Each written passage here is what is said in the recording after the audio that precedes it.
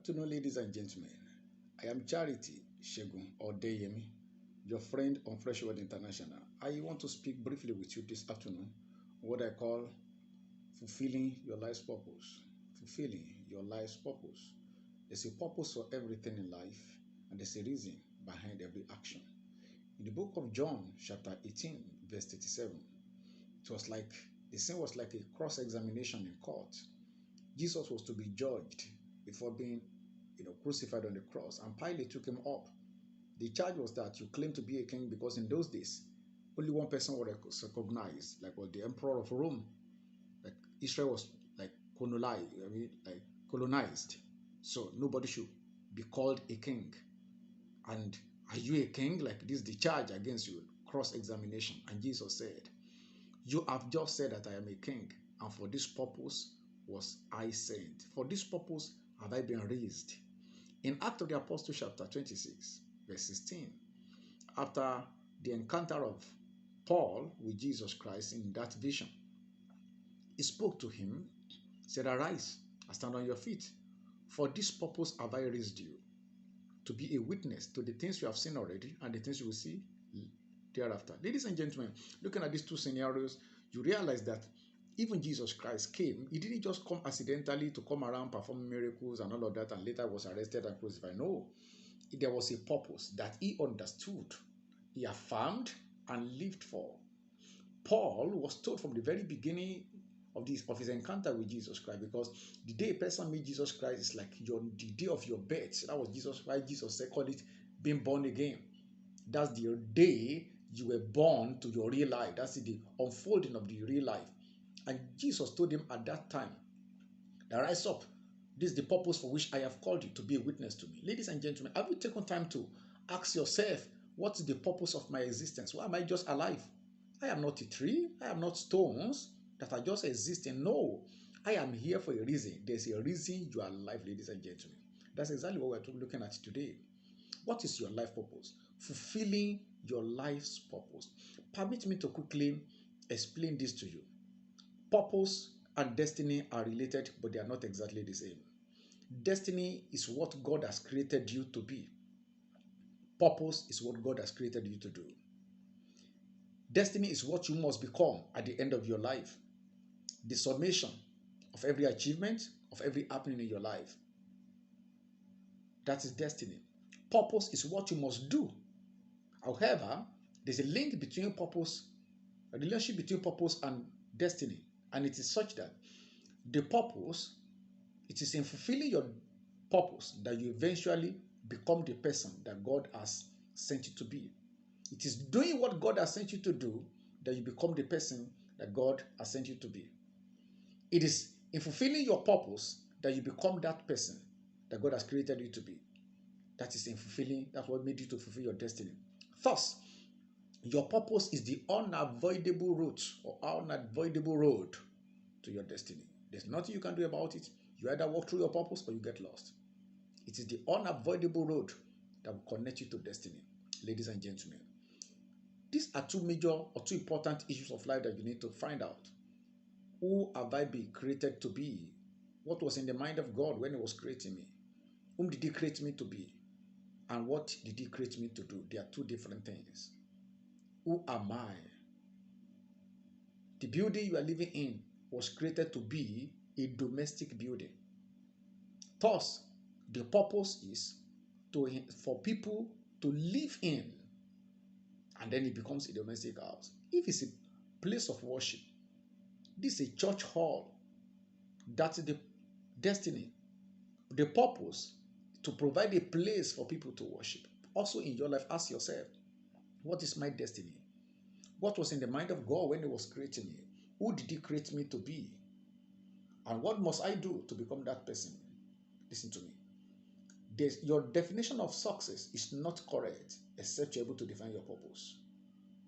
Any definition of success is incorrect until you have defined your purpose, because your purpose is what defines your success.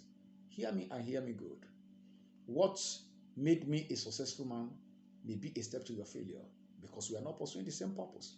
What I am doing, and I'm thanking God that I'm making achievements, I'm optimizing my time on earth, may be exactly what you'll be doing. and you have become a failure in life. So success is defined relative to your purpose. What is life purpose? Life purpose is the reason for your existence. Why am I alive? Why has He created me? Why has He kept me alive till today? Am I of any use to Him? You know, sometimes situation of life make us to look at ourselves from the wrong mirror, the wrong glass. Sometimes we look at ourselves from the ocular of our present condition and circumstance. But there's a major reason why God has created you. He made you for something and not just for anything. Even when Paul said, I can do all things through Christ that strengthens me. Now, what you have ability to do may not necessarily be what you are created to do. I am versatile. I can do all things. But he didn't say I am meant to do all things. I can do all things, but I am created for a particular thing. There is no omnifunctioning machine. There's no omnifunctioning equipment. Every machine is designed for a particular purpose. Ladies and gentlemen, before you start complaining and getting yourself disturbed, I am not fulfilled, things are not working, I'm not successful. Have you defined your purpose? That is your unavoidable road to your destiny. You must know what you are standing for before you can judge yourself right, whether you are living right or you are not living right. Your purpose, it is why you live, why you are alive today. You are not just alive because you like to be alive. Many of the guys that died yesterday were better than you. Many of them died not because of their sin. God spared your life to give you more opportunity to fulfill your purpose. Let me quickly add this to it. Your purpose is what attracts resources to you. You want the blessing of God. You want God to do you good. You want to be blessed, to be elevated in life. It is your purpose that will determine the level of divine resources that be attracted to you. Because what we call blessing are divine resources for divine purpose. The blessings of God that you are seeking every day is a divine resource. These things are divine resources for divine purpose. And so, when you're talking about, I want to be blessed, I want God to do this in my life and all of that, these are resources that are meant for your purpose. So, it is your purpose that attracts resources to your life. Oh, prayer is good, but don't understand that your prayer does not force God. Your prayer at its best changes you. Your prayer does not change God. You are the one that needs your prayer, not God. God does not need your prayer to do anything. He has done all He wanted to do, and He will do what He will do. And what He will not do, your shouting does not change Him. It is you that need your prayer, not God. So it is when you are praying, that is when you have fulfilled your purpose or you are fulfilling your purpose. You are asking God to help you so you can align yourself aright to receive the resources for your purpose. If you are not fulfilling your purpose, help may be a bit far. Ladies and gentlemen, help is available for you when you have defined and pursuing your purpose. Pursuing your God-given purpose. What are you doing to bring to pass what God has sent you to accomplish on earth? Please, ladies and gentlemen, ask yourself this question. How old am I? I don't need the answer, you need it. How old are you? The answer is telling you how many years of your life you have spent. How many years out of your tenure in office that has expired? Then how far have you gone about the purpose? You're like a political office holder. Maybe you were elected to an office and you read your manifesto. You told us what you were going to do before we elected you. In the middle of your tenure, you have to spend 4 years. After 2 years now, you have not even laid your hand on any of the things you promised us. Excuse me, sir, what would you say about that, the government of that person? Of course, you know the answer. You said it, I didn't say it. And God is asking you the same thing today. I sent you here with a mandate for the purpose, with an assignment hanging around your neck. Now you celebrate birthday every year, throw party, make fun, enjoy yourself and all of that.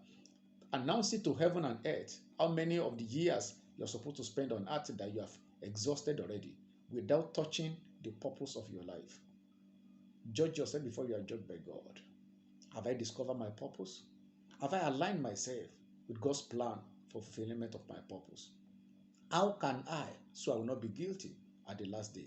The first thing is to align yourself with God's plan so you can even discover and fulfill your purpose. How do you do that? Recognize that all of us came to this world as sinners, excluding no one except the Lord Jesus Christ.